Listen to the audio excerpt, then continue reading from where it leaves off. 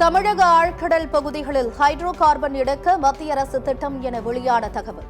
திட்டத்தை மத்திய அரசு உடனடியாக கைவிட வேண்டும் என அரசியல் கட்சித் தலைவர்கள் வலியுறுத்தல்.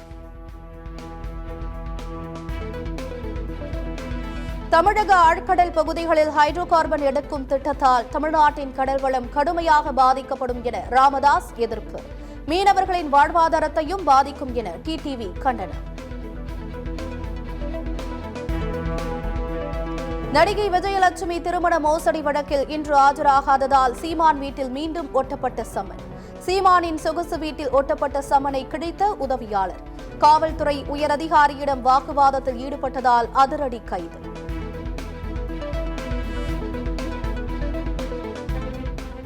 சம்மனை கிழித்ததை கேட்க சென்ற போலீசாரை சீமான் வீட்டு உதவியாளர் துப்பாக்கி காட்டி மிரட்டியதால் பரபரப்பு. தரவென இழுத்து சென்று துப்பாக்கியை பறிமுதல் செய்து தீவிர விசாரணை.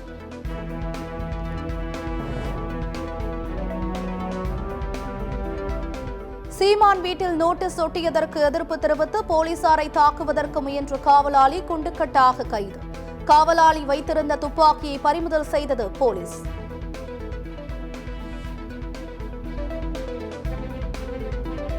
அடுத்தடுத்த சம்பவங்களால் உச்சகட்ட பரபரப்பில் சீமான் வீடு. காவல்துறையுடன் நடந்த மல்லுக்கட்டை அடுத்து காவலர்களிடம் மன்னிப்பு கேட்ட சீமானின் மனைவி.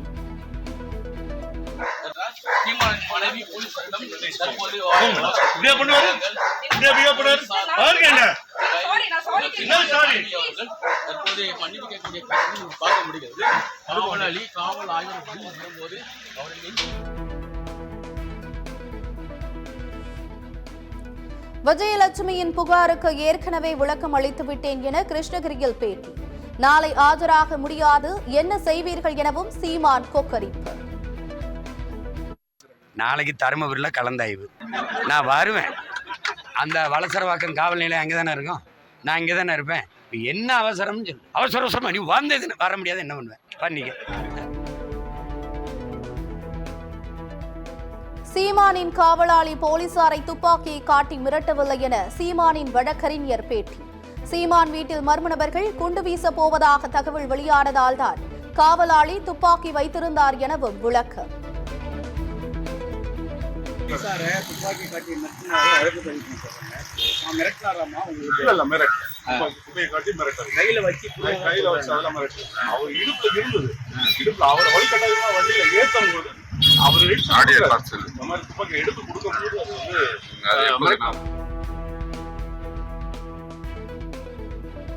சீமான் வீட்டில் போலீசார் குவிப்பு. சீமான் வீட்டருகே செல்லும் வாகனங்களை சோதனை செய்து வரும் போலீசார்.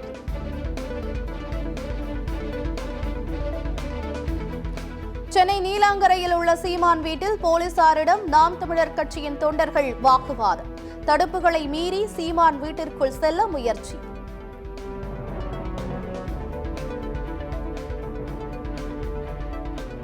பஞ்சப்பூர் பேருந்து நிலையம் திறக்கப்பட்டாலும் திருச்சி சத்திரம் பேருந்து நிலையம் மற்றும் மத்திய பேருந்து நிலையம் பயன்பாட்டில்தான் இருக்கும். அமைச்சர் KN நேரு பேட்டி.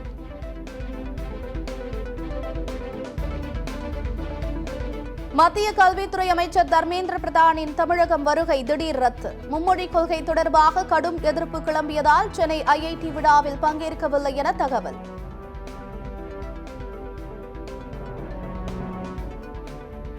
பிரபல பின்னணி பாடகர் KJ ஏசுதாஸ் நலமுடன் உள்ளார். அமெரிக்காவில் உடல்நலத்துடன் இருப்பதாக அவரது குடும்பத்தினர் தகவல்.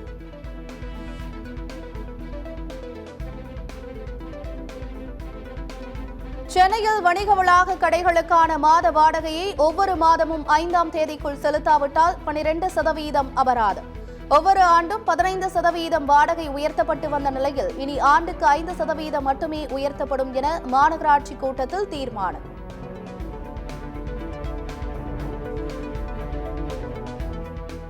சென்னையில் உள்ள 3270 கழிப்பறை இருக்கைகளை பராமரிக்க தனியாரிடம் சென்னை மாநகராட்சி ஒப்பந்தம். ஒரு கழிப்பறை இருக்கைக்கு 364 ரூபாய் செலவு என்ற வகையில் ஒப்பந்தம் கையெழுத்து.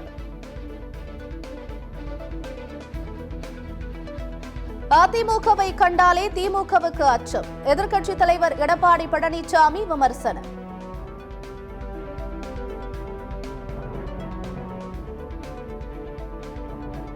சென்னை அண்ணா நகரில் முன்விரோதம் காரணமாக ரவுடி வெட்டி கொலை, 6 பேர் கொண்ட கும்பல் துணிகரம்.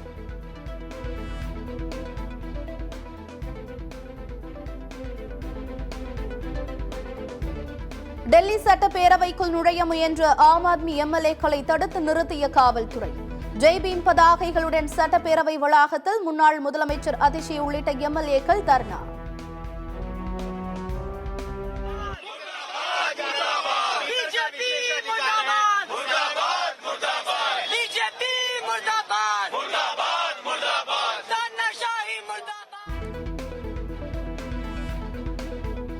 அதிமுக நிர்வாகி தாக்கப்பட்டதை கண்டித்து திருக்கழுக்குன்றத்தில் போராட்டம்.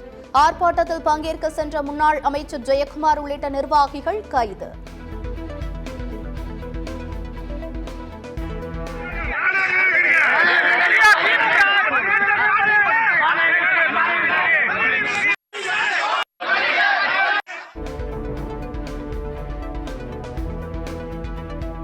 அமைச்சர் செந்தில் பாலாஜிக்கு எதிரான வழக்குகளை விசாரிப்பதற்கு தடை விதிக்க சென்னை உயர்நீதிமன்றம் திட்டவட்ட மறுப்பு. ஊழல் எதிர்ப்பு இயக்கம் என்ற அமைப்பின் சார்பில் தாக்கல் செய்யப்பட்ட மனுவுக்கு மார்ச் 13ஆம் தேதிக்குள் பதிலளிக்கும்படி தமிழ்நாடு காவல்துறைக்கு உத்தரவு. டெல்லியில் பல்கலைக்கழக மாணவர்கள் தாக்குதலில் ஈடுபட்ட சம்பவம், விரிவான விசாரணைக்கு உத்தரவு.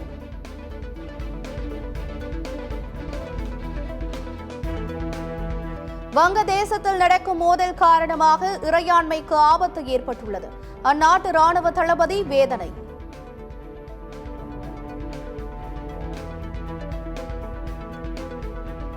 பாகிஸ்தான் வங்கதேசம் இடையேயான சாம்பியன்ஸ் டிராபி லீக் போட்டி மழை காரணமாக ரத்து. இரு அணிகளுக்கும் தலா 1 புள்ளி வழங்கப்பட்டுள்ளதாக அறிவிப்பு.